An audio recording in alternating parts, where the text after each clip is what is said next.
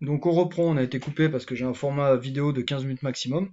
Donc je disais que la vitesse linéaire donc d'un point M appartenant à un solide S par rapport dans son mouvement par rapport à un repère R, cette vitesse linéaire donc du point M va augmenter progressivement à mesure que l'on s'éloigne de l'axe de rotation. Donc l'axe de rotation il est ici, d'accord. Plus on s'éloigne donc sur le rayon là, plus la vitesse linéaire du point M augmente. Donc surtout ne confondez pas la vitesse de rotation qui est donnée par la dérivée de la position angulaire, d'accord, égale θ' égale donc oméga. Ne pas confondre oméga de t et v, d'accord, d'un point M.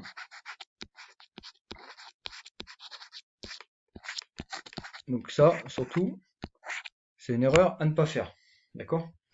Maintenant, on va regarder l'accélération. Donc l'accélération d'un point, ok, d'un point A, qui est ici, au final, elle est modélisée donc par un vecteur accélération A, d'accord, qu'on a là, d'accord, que je surligne. Et donc ce vecteur A a deux composantes. Une composante qu'on appelle tangentielle au mouvement et une composante normale au mouvement. Donc le mouvement, c'est bien une trajectoire circulaire comme ça du point A. Donc trajectoire, un cercle au final de centre O et de rayon OA. Ok. Donc l'accélération tangentielle, elle est toujours donc tangente à cette trajectoire. Voilà, on est bien tangent là. Et la normale, si on prend une tangente, on trace une orthogonale, donc on a bien ici l'accélération normale, il y a un angle droit là, d'accord? D'où les noms tangentiel et normal. Donc au final, l'accélération tangentielle, elle, c'est elle qui va avoir un rôle, le rôle de faire varier la vitesse linéaire du point A, c'est-à-dire la vitesse représentée par ce vecteur, d'accord?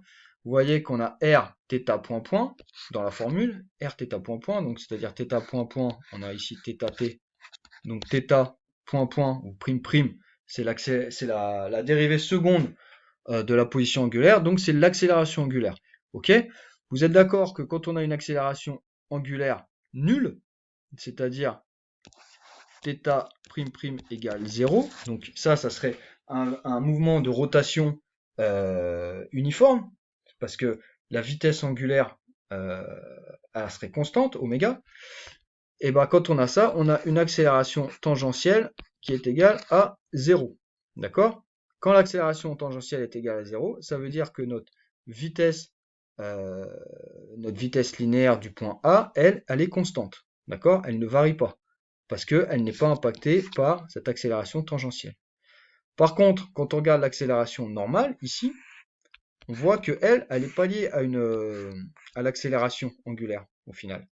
Donc même si l'accélération angulaire est nulle, elle a une valeur, ok?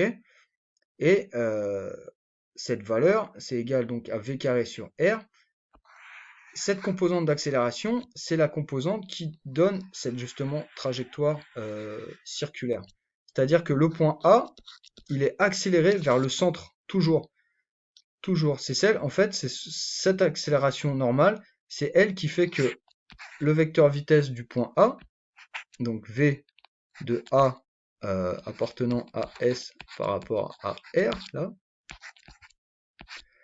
c'est cette accélération normale qui fait que ce vecteur V de A appartenant à S par rapport à R change de direction à mesure où le point A avance. D'accord? Au final, cette accélération tire le point A vers le centre. Donc c'est cette accélération qui donne cette trajectoire curviligne ou circulaire dans notre cas. Voilà. Donc je vous remercie et n'hésitez pas à bien regarder les vidéos et à préparer vos questions pour la prochaine fois. Allez, au revoir.